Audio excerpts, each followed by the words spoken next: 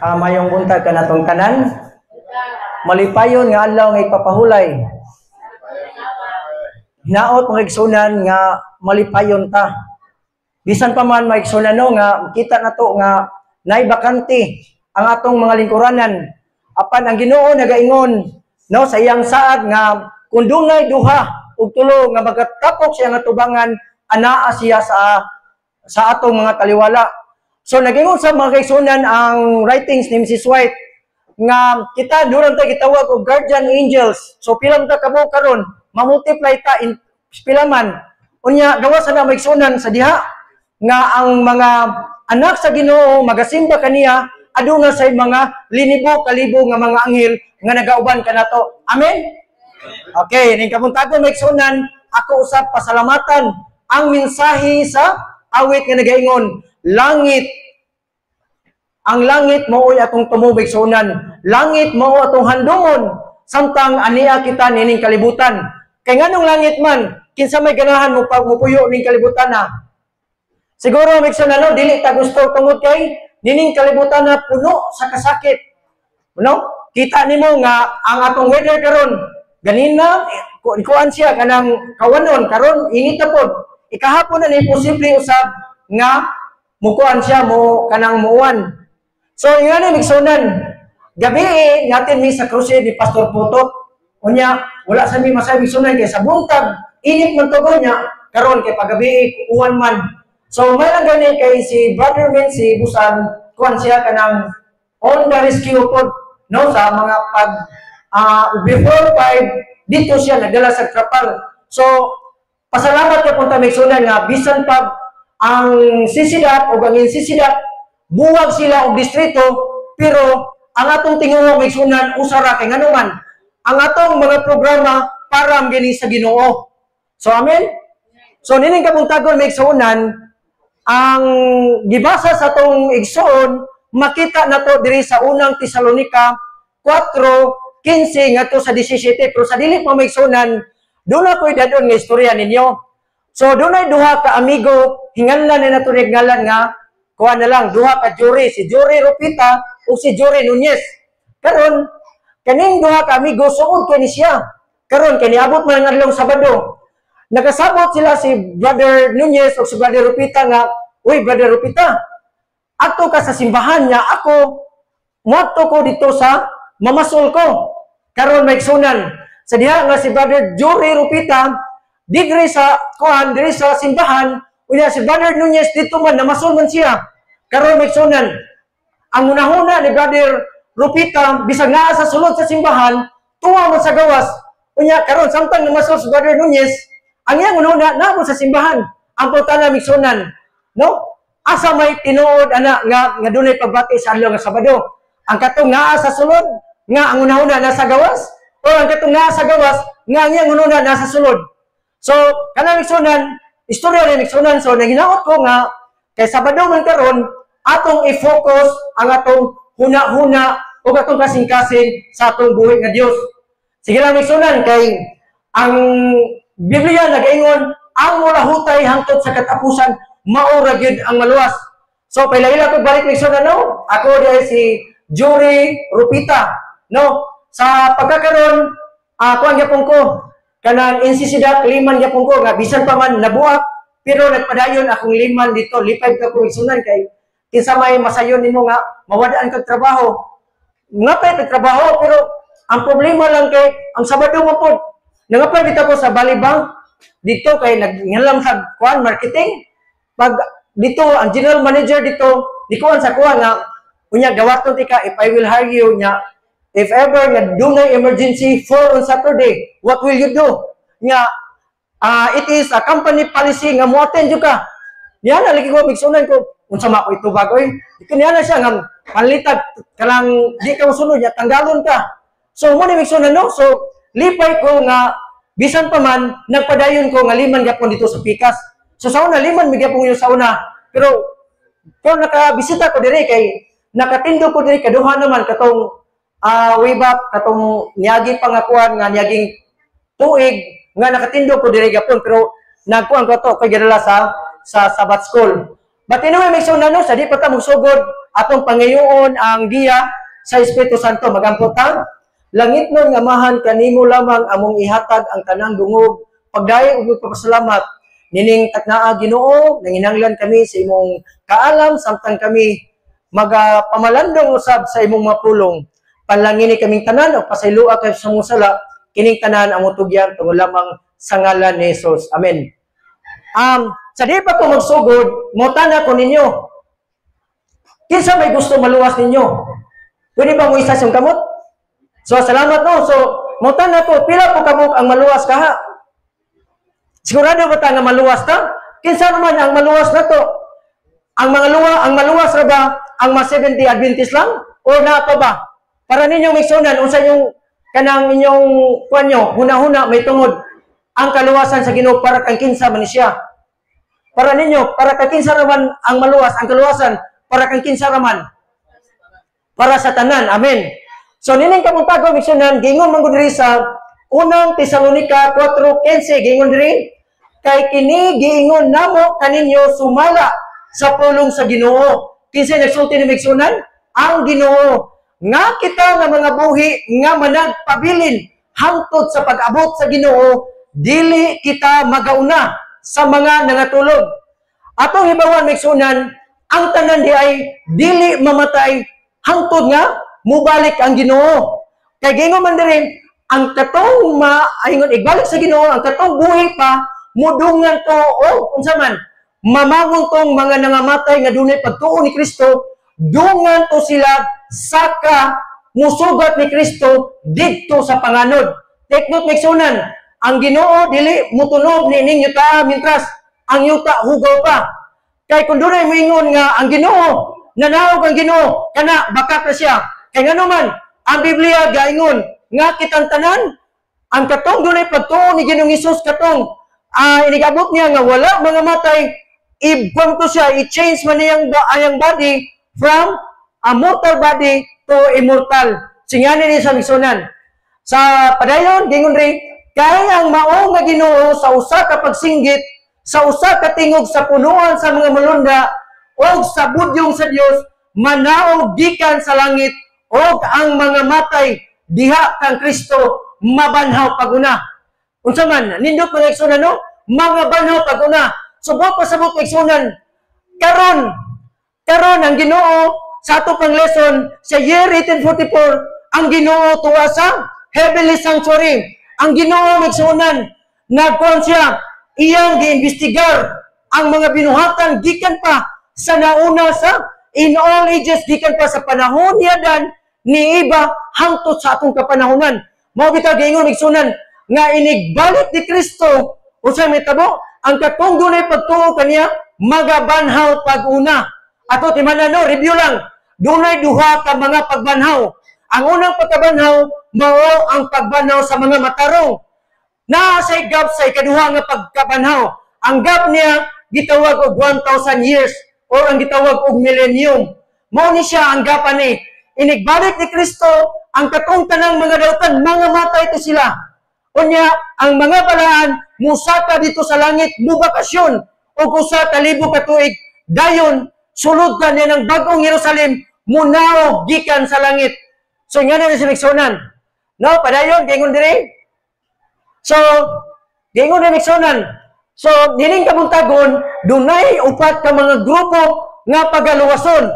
So, kini si Elijah, I know nga doon nakasugat na mo niya ni, unya namoy idea kinsa ni si Elijah, si Enoch, ingon man si Moses, o ingon man si Abel, niningupat ka mga girepresentaran, asa man tadapita ni. So, nagri may sunan.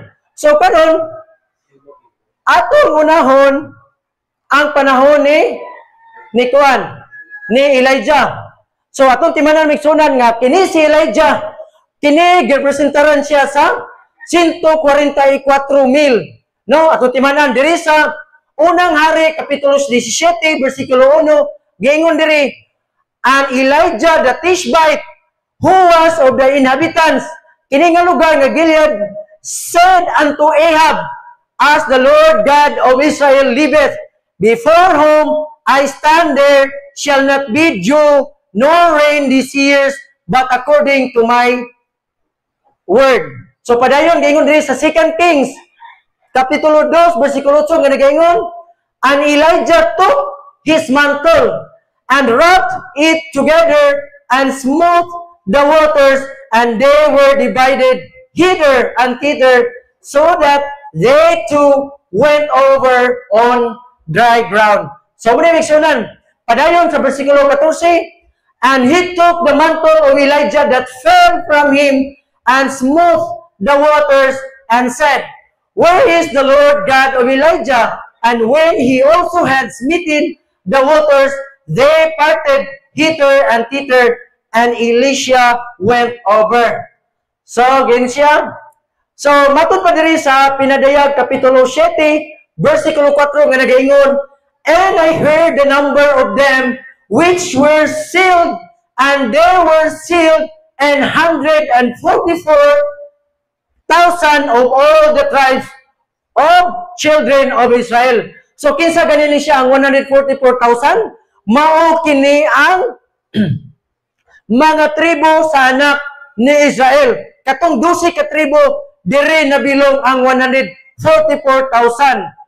So, gingon sa Brimigsunan, gingon rin sa Testimonies for the Church, Volume 9, page 164, paragraph 1. In order to be purified and to remain pure, we as Seventh-day Adventists must have the Holy Spirit in their hearts and their homes.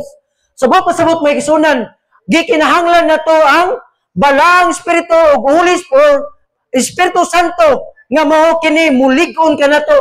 Mao bitaw may sunan nga dunay ang pagbubo sa ulan sa Ginoo, dunay duha ka klase. Ang una, ang giikawag ug ang unang ulan nahitabo kato sa day of the Pentecost. So mo ni misunan, mo bitaw nga sa atong kuan dito sa General Conference nga dunay 7-7 iapil na to ang pagbubo sa ulaying ulan nga mao na siya ang mo-ripening of the fruit. Ang katong first or ang kuan siya, ang unang ulan mao kato ang nagka-germinate sa seed. Ang seed nga represent niya mao ang tulong sa Ginoo. So ginoo misunan, the Lord has given me light that when the Israel of today humble themselves before Him and cleanse the soul temple from all defilement, He will hear their prayers in behalf of the sick and will bless in the use of His remedies for the disease. So muna siya, no? Gingon pa rin sa Testimonies for the Church, Volume 3, page 266, paragraph 2, especially in the closing word for the church in the sealing time of the 144,000 who are stand without fault before the throne of God, they will they feel most deeply the wrongs of God's professed people. Ato timay misyonan nga ang panahon karon nagkaduol na gyud unya ang the closing word for the church nga kita mao ang gipialan ana, kita mao ang gitawag og modern Israel nga buot pasabot kita tanan apil mo ako giingon diha nga ang buluhaton sa Ginoo dili ra gini siya sa atong mga district pastors, sa mga conference leaders nato, sa mga elders nato, sa mga liman, kundili kitang tanan involved kita ani. So mo ni sa giingon ni sunan. So padayon giingon ni sa early writings page 14 paragraph 1. Soon we heard the voice of God like many waters, which gave us the day and hour of Jesus coming. So the living saints, ang gitawag og 144,000 in number, knew and understand the voice, while the wicked thought it was thunder and earthquake. So unsa gani sa 144,000 sa gidaghanon, nakahibalo sila sa unsa man tingog sa Ginoo. So, buot pasabot kay nakahibalo man, nagsunod usab sila sa sugo sa Dios. So, gingon din, no? There is a great controversy, page 648, paragraph 3, gingon din, kaning gitawag og 144,000 mao kini ang gotten the victory over the beast and over his image and over his mark and over the number of his name nga makita nato sa Pinadayag 13. Nga gingon din, with the lamp upon Mount Zion, having the harps of God, may they stand the 144,000 that were redeemed from among men. So muna sa mga kisunan, ang representaran sa 144,000, doon na sila'y mantle, doon na sila'y kupo, dire puti ang ilang sinina. So tanawa, muna siya ang representaran sa 144,000. So, gingon diri, these are they which follow the Lamb. Nga mo si Ginoong Hesus, whithersoever he goeth, this having been translated from earth, from among the living. Kisa gani sa migsunan, mao kato ang mga katawhan nga wala niagi og kamatayon, nga gibayaw siya sa langit gikan sa mga buhi, are counted as the first fruit unto God, unto the Lamb. Muni ang giingon din sa Pinadayag, Kapitulo 15, versikulo 2 o 3, o atong makita usab din sa Pinadayag, 14, versikulo 1, ngadto sa 5. So, padayon ito misunan, giingon din sa diri, here on the sea of glass, the 144,000 stood in a perfect square, and they were all clothed with a glorious white mantle from their shoulders to their feet. So, doon na sila kupo, misunan, no? Gikan sa ilang abaga, puti ang color, paingon sa ilang tiilan. So may giingon din sa early writings, page 16, paragraph 2. So Elijah was a type of the saints who will be living on the earth at the time of second advent of Christ. Giingon sa diri, it was also a representative of those who shall be translated that Elijah. So mo to giingon migsunan diri sa unang Timoteo, Kapitulo 4, versikulo 6, nga dunay uban kanato nga dili muagi o kamatayon susama usab kini ni Elijah. So muna siya, no? So Elijah, who had been translated to heaven without seeing death, represented those who will be living upon the earth at the Christ's second coming. So may gingon sa Desire of Ages, page 421, paragraph 4, o gingon sa unang Korinto, Kapitulo 15, versikulo 51 ngadto sa 53, ang gingon migsunan, ang tanan natong mga buhat tinago man siya og dayag, mga tubang kita sa hukmanan ni Kristo. So mo ni sa migsunan. So karon arita, no, si Elijah mo 144,000, karon arita ni Enoch.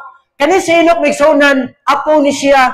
Makita to, apo gyapon siya ni Adan. So, kung siya, mga great-great-grandchildren. Makita ko si Enoch migsunan nga, kani siya, naglakaw uban sa Ginoo. So, kung sa may pasabot ang naglakaw uban sa Ginoo. Ang naglakaw uban sa Ginoo, nagpasabot siya, nga na kinabuhi siya, uyong gyud sa kabubuton sa Ginoo. So, miningon siya, like Enoch, they will be translated without seeing death. So, gingon din, no? Sa Hebrews chapter 11, verse 5, by faith, Enoch was translated that he should not see death. So sama ni Enoch migsunan, ang ubang mga katawhan inigbalik ni Kristo, dili usab sila mga matay. Kaya nga naman, ang ingon diya nga dunay mga buhi, mo nito migsunan nga inigbalik ni Kristo ang uban pag-aalitan ang iyang lawas, no? Iyang i-change ang lawas. Katulad yung mga nagbuhat sa kabuton sa Ginoo, and was not found because God had translated him. For before his translation, he had this testimony that he pleased God. So siya, the Lord loved Enoch because he steadfastly followed him and adored iniquity and earnestly sought heavenly knowledge. So muna nitabo ni Enoch migsunan nga, ang Ginoo ay kugmagyod kaayo ni Enoch, nga naman, siya nisunod sa makasuguan sa Ginoo, o iyang gilikayan ang pagkadautan, maon siya, nga ang Ginoo na ikugmagyod kaniya. Gingon sa diri, God would not permit Enoch to die as other men, but sent his angels to take him to heaven without seeing death. Muna siyang gingon din sa Story of Redemption, page 59, paragraph 2. Sa padayon ta misunan, gingon diri, the great multitude typified by Enoch, who was translated without dying. So, ang giingon niya sa libro sa Pinadayag, nga doon sa man, doon na sa giingon nga great multitude. Unsay gibisaya sa great multitude gani? Dakong panon. Sumot ng sunan, daghan gini maluwas. Kaya naman, gawa sa kuhan, doon na sa giingon nga dakong panon. Gingon sa Rimigsunan, I saw good old Enoch, who had been translated. On this right arm, he bore a glorious palm, and on each leaf was written, victory. So, mato pa Rimigsunan, unsa gani, ang naa nila, doon na sila'y gitawag og lukay. No, gingon din sa Pinadayat, Kapitulo 7, versikulo 9. At after this, I beheld, and lo, a great multitude, which no man could number, of all nations and kindreds and people and tongues. So, mapasabot ay sunan, nga daghang gidi ay ang maluwas. Gikan sa sinugdanan sa panahon pa ni Iba, hangtod sa katong kapanahonan, hangtod sa inigbalik ni Kristo. So, gingon diri nga, gingon diri nga, ang great multitude, doon na sila'y white robes and palms in her hands. So, muna siya, Migsunan, nga nagsuot sila og puti, unya, dunay mga palmera sa ilang mga kamot. So, gingon sa diri, as we draw near to the coming of Christ, gingon diri, of the number of them that shall be sealed will be those who have come from every nation and kindred and tongue and people.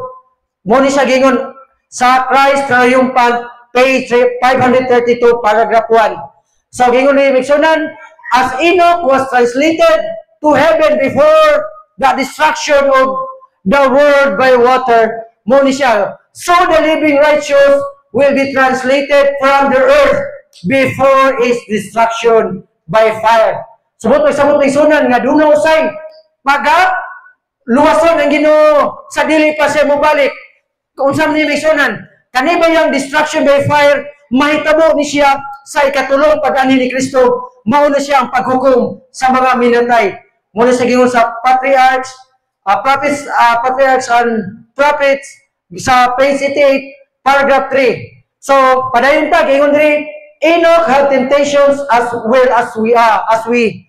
So, kani si Enoch Migsunan, sa iyang panahon, susama po sa atong panahon karon nga unsa man, nga kita usab gilibutan po ta sa mga pagsulay sa kinabuhi. Ilabi na gid kini ang atong paninapi, kini ang atong mga sakit usab. So ngani siya, he was surrounded with society no more friendly to righteousness. Ato timan na Migsunan nga ang atong panahon sa karon, puro sa syudyo pagkadautan.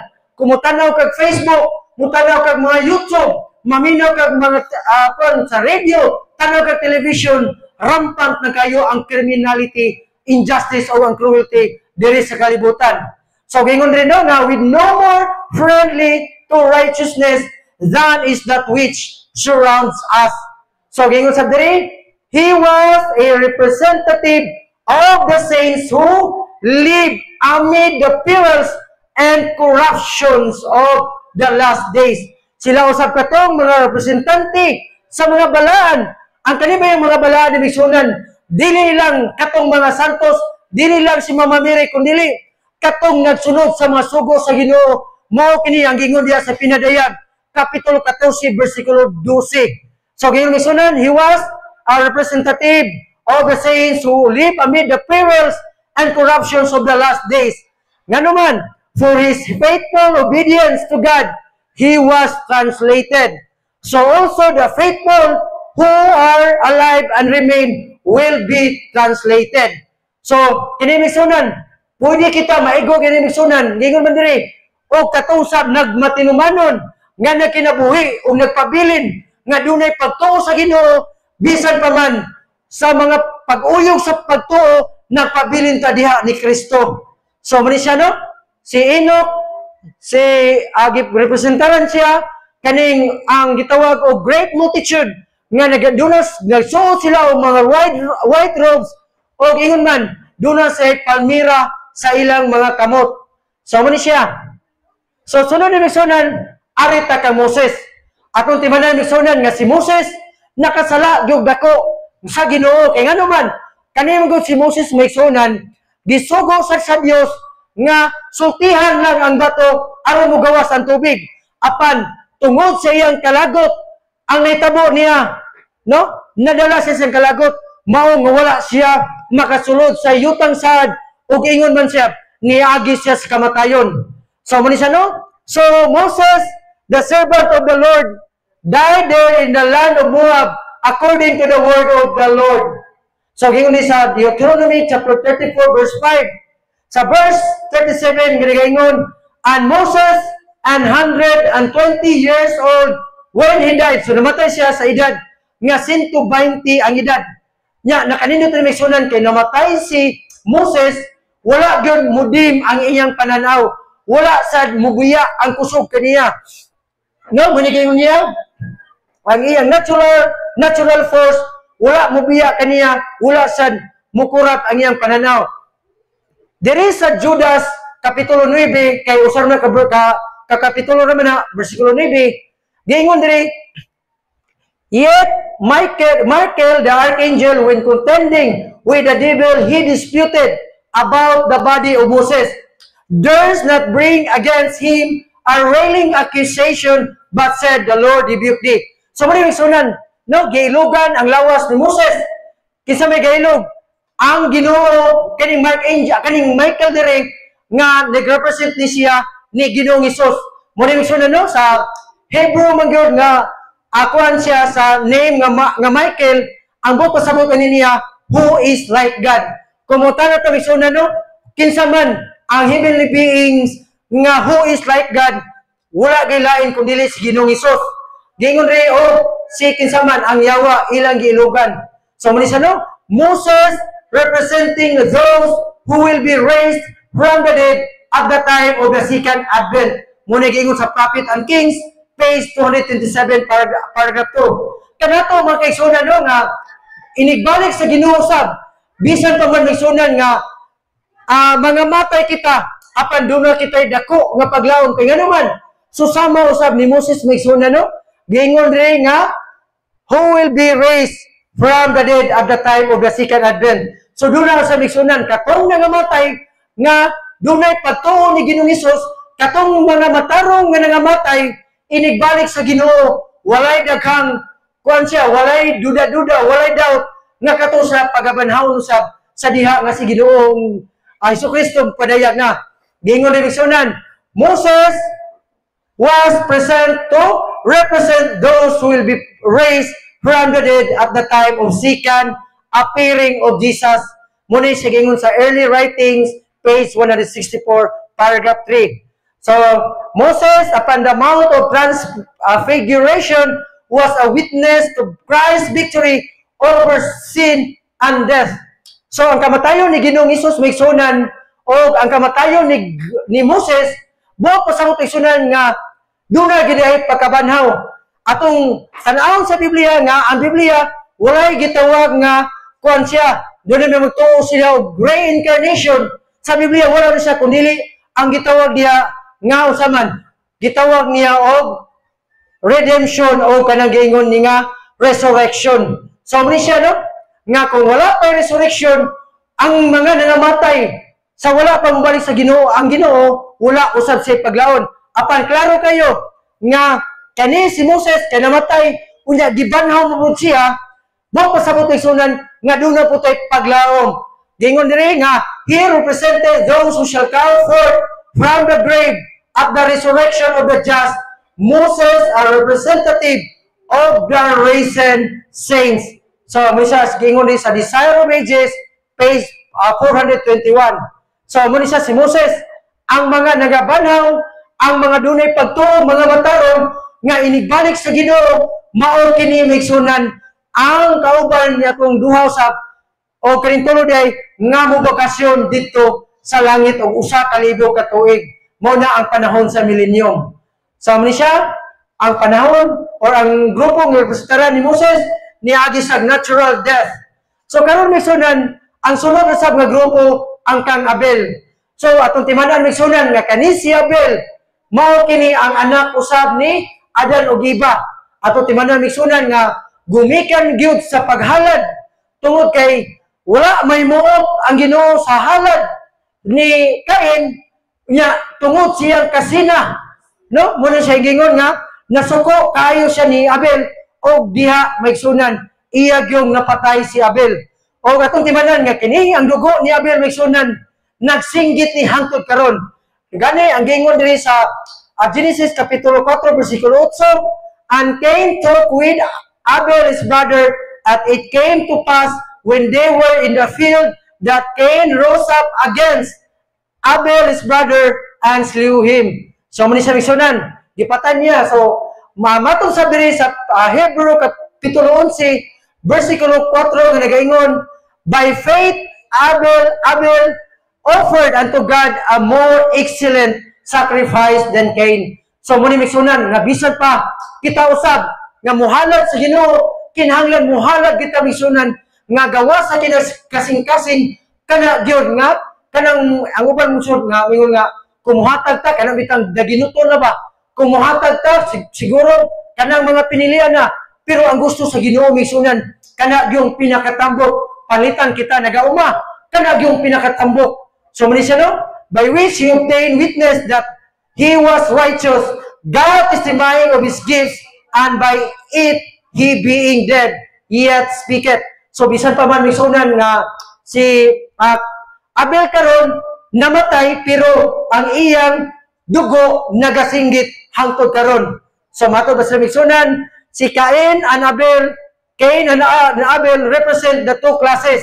So mo ni siya ang klase sa tao nga hangtod karon nga mao ang mga dautan o mao ang mga matarong, ang mga magtutoo o ang dili magtutoo nga mao kini siya ang nitungha gikan pa sa pagkahulog sa tao.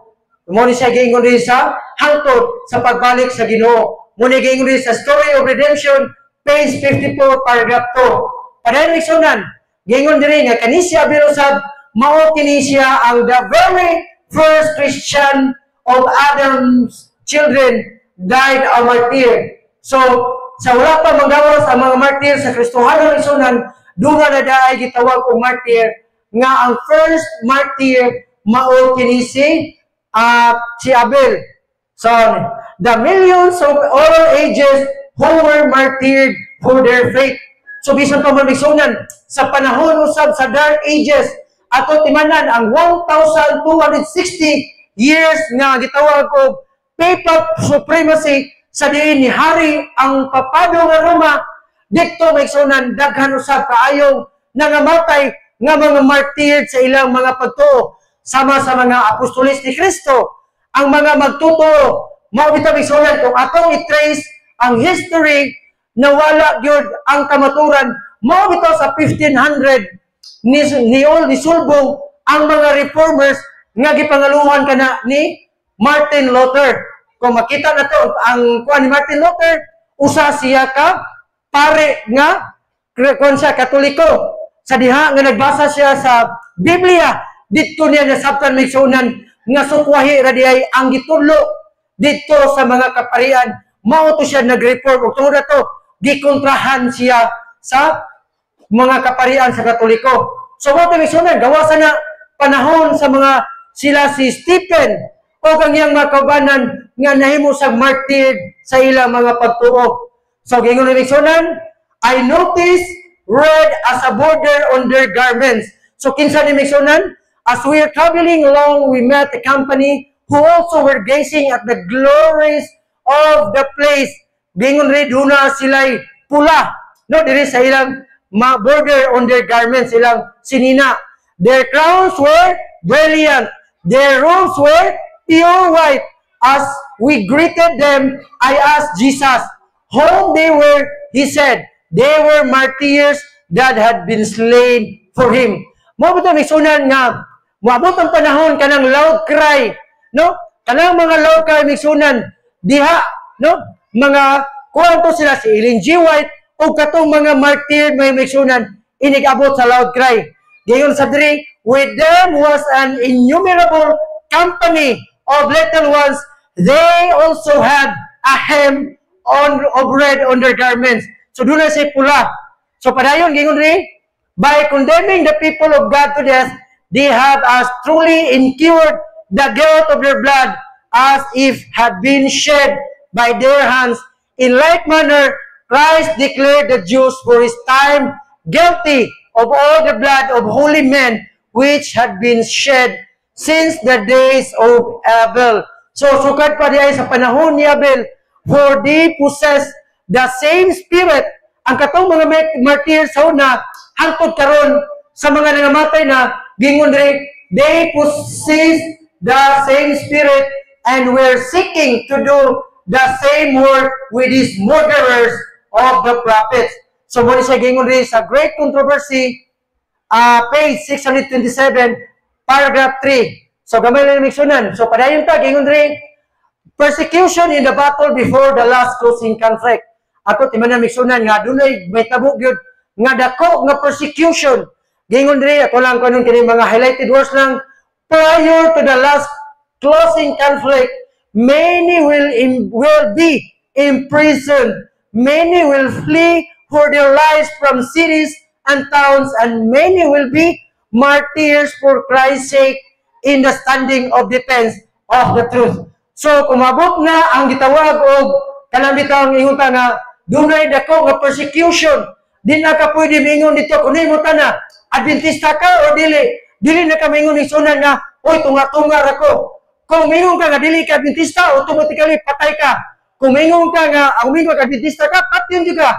Kung mingon ka nga dili ka Adventista, kana maigsunan mas makagawas ka sa persecution. So may gingon dong, many will flee for their lives from cities and towns, and many will be martyrs for Christ's sake in standing in defense of the truth. Ang pangungutana ni Misunan, pananglitan, makaabot ang panahon na, andam ba kita mubarog sa atong pagtuo? Andam ba ito Misunan, nga atong idipinsa ang atong pagtuo? Panlitan, dunay, kanang panlitan, ang uban nga nanarbaho, ang uban paingon sa inyong trabahuan, sa mga estudyante ng eskwela, bisag asa ta paingon, andam ba ta mo dipinsa sa atong pagtuo? Ako Misunan, na ginawat ko nga ang matag-usakan na to, dapat kita, no, kabaluta mo dipinsa sa atong pagtuo, o andam mo sa kita, ilabi na gyud niya ng mga panahon na. O, gingon rin, you will not be tempted above what you are able to bear. So, muna no, maabot gani ang tentasyon sa atong kinabuhi, Misunan, ato timanan nga ang Ginoo, gitugot na sa Ginoo, Misunan, pero ang gingon rin, dili muhatag ang Ginoo og mga pagsulay sa kinabuhi nga dili na to arang madaog. So muna sa gingon sa Selected Messages, Volume 3, Book 3, page 387, paragraph 4. So muna siya no? Mao kini si Abel, ang representaran ni Abel nga dunay red ang border siya, ang garment siya. Sila usab kato may sunan nga kauban usab sa mga magtutoo, sa mga reformers nga nangamatay kauban sa mga believers sa panahon sa Dark Ages nga libarog sa ilang mga tuo, silang pagtuo. So may sunan no? So gingon pa din sa The Great Controversy, page 665, nga nearest the throne are those who were once zealous in the cause of Satan, but who plucked as brands from the burning have followed their Savior with deep, intense devotion. Naginimiksunan nga deep, kaning kuan nga, kaning bitang adjective nga deep, intense devotion mo gini ang gikinahanglan sa Ginoo. Dili na kinahanglan nga Adventista ra ta sa ngalan. No? Kinahanglan nga duna gitay dako o ginguman lahong nga connection diri sa Ginoo. Next are those who perfected Christian characters in the midst of falsehood and infidelity. Those who honored the law of God when the Christian world declared it void. Muna gikinahanglan sa Ginoo migsunan nga kinahanglan ang atong pagtuo, kinahanglan sa Ginoo nga mumature puta. Mo bitaw migsunan nga naaiwali nga kanang bitaw kinahanglan nga digunon po nato gitong gingon ni Brad Nunoy nga kinahanglan nga magbesti ta Kristohanon. Mo bitaw migsunan nga diha sa kanang stages of salvation nga gawas sa kanang justification, di kanang giluwas na ta sa Ginoo, pinaagi gyud ni Kristo. Mao bitaw migsunan nga dili ka kaabot sa glorification process kanang purong-purungan ka sa Ginoo nga ang una nga ang migsunan non dili na ka sa una nga ang ikaduha nga ang imo nang ambakan kun dili migsunan no imong salangan kun dili ato na sang tungban. So mo pa sa migsunan nga kita karon giluwas ni Ginoong Hesus ang atong kinabuhi karon mao man kini ang gitawag og sanctification process. Pag kinabuhi nga oyon sa kabubuton sa Ginoo. Nisimba ta sa adlaw nga Sabado tungod kay naigugma ta sa Ginoo. Nisimba ta, nisunod ta sa sugo sa Ginoo tungod kay atong gila ang Dios nga mao ang atong manluluwas o mao ang atong Ginoo sa atong kinabuhi. Gingon ni Misunan, and the millions of all ages who were martyred for their faith and beyond is the great multitude which no man could number of all nations and kindreds and people and tongues before the throne and before the Lamb, clothed with white robes and palms in their hands. Revelation chapter 7, verse 9. So, may na no? Nga, ining kabuntagon, at least, nga atong presentation, doon na tayo makuha, nga dili na di ay, no? Kanang kitara maluwas, na iluwason ng Ginoo, doon na lay upat ka mga, kuwan siya, grupo, nga representaran, unsaon pagluwas, no? Maghatag o kaluwasan ng Ginoo. Ato, timanon, nagsunan nga, kung magtanaw ka o Facebook karon, kanaw, kang gitgano landaan, grabe gid siya, makadisig gid siya, ilabi na gyud kung dili ta magbasa og Biblia. Labi nang giingon diya sa unang Timoteo kapitulo 3 bersikulo 15. Giingon diya nga ang simbahan mao ang foundation and pillars of truth. Gi-explain na may sunan daghang mga evangelist, mga pastors nga gingon, dili day pwede nimo tawayon ang mga bersikulo sa Biblia. Kay ngano man atong timanan may sunan nga wala pang simbahan, labi na ang simbahan nga dako nga simbahan diha nadaan ang kamatuoran. Ato timanan may sunan nga kung mangita tag kamatuoran, dunay tulo ka mga dagko nga kamatuoran nga naa sa Biblia nga gingon diya sa 1:14, ako mao ang dalan ng kamatuoran o kinabuhi. Nga buto sa butong sunan, ang atong kaluwasan eksklusibo ra gyud ni Ginoong Hesus. Kay ngano man siya ra gyud ang bugtong agianan paingon sa langit. Gingon sa bibigsunan sa libro ni Juan kapitulo 17:17, ang imong mga pulong mao ang kamatuoran. Kung magisko tag pulong sa Ginoo misunan, mao kana ang Biblia. Timanan nato ni sa wala pa ang dako nga simbahan naa na ang Old Testament. So mo misunan no, dili sad sa mingon nga sila mo'y gakumpile sa kanang sa kuan sa ingon ta sa Biblia. Kay ngano man ang Isaiah 34:16 last verse may sunan akong basahon. No, gingon rin sa Isaiah 34 kapitulo 16. Mao na may sunan nga dili kita kinahanglan magpa-deceive gyud kay ngano man grabe gyud ang panglingla karon, no? Ilaro lang tagamay to ison lang kani gyud mga kuan nga labi na niuso. Usahay bitaw ang mga social media, gamit siya, pero mao ni siya miksunan ang daghan nga pamaagi nga kuan siya, no, ang yawa usab ni trabaho. So ni siya nga dili lang kita mga Kristohanon ang iya sa Ginoo, ang trabaho gidobol na siya sa ato sa kaaway. Mao bitaw miksunan nga gingon ri basahon nako 24:16 sa libro sa Isaiah. Okay, gingon diri versikulo 16. Okay, nara, gingon rin. Susihan ninyo gikan sa basahon ni Jehova o basaha. Walay usa niini nga mawala. Walay makaplagan sa iyang kauban. Kay ang akong baba kini nagsugo na ug ang iyang espiritu maoy nagtigom kanila.